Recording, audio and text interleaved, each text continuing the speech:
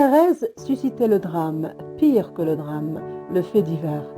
Il fallut qu'elle soit criminelle ou victime. À 21 ans, François Mauriac assiste au procès d'Henriette Blanche Canabi, accusée de tentative d'empoisonnement sur la personne de son mari.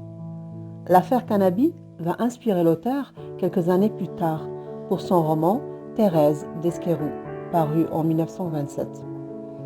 L'héroïne Thérèse est aussi une empoisonneuse de mari et va aussi bénéficier d'un non-lieu car son conjoint a témoigné à décharge pour éviter le scandale et protéger les intérêts de leur petite fille. Elle quitte donc Bordeaux après ce non-lieu et rentre chez elle à Argelus. S'ensuit un long monologue intérieur. Le lecteur est au fait de la pensée de Thérèse, de son univers mental sombre, de son passé et de sa projection dans l'avenir. Dans le train qui la ramène chez elle, Thérèse prépare sa défense et ses phrases pour essayer d'expliquer ce crime qu'elle ne nie pas et pour se faire pardonner par son mari. Or, Bernard, son mari, ne lui en laisse pas le temps. Son verdict devant cette femme qui l'a froidement empoisonnée tout un hiver durant est irrévocable. Elle sera séquestrée et paraîtra à son bras pour sauver les apparences à la messe du dimanche.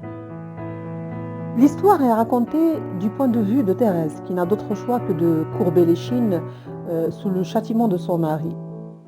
Elle sera engoncée encore plus dans une spirale où le manque de liberté, celui-là même qui avait déclenché son geste criminel, sera encore plus profond.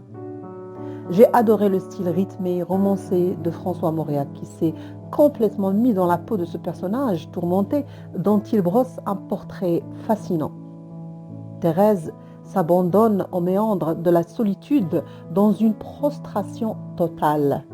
Pas de pitié pour elle, pas de pardon de la part du mari qui ne voit en elle qu'une femme sans morale, dépourvue d'instinct maternel. On se demande à un certain moment qui des deux est le criminel, l'empoisonneuse ou l'empoisonné. Un roman à lire et à relire.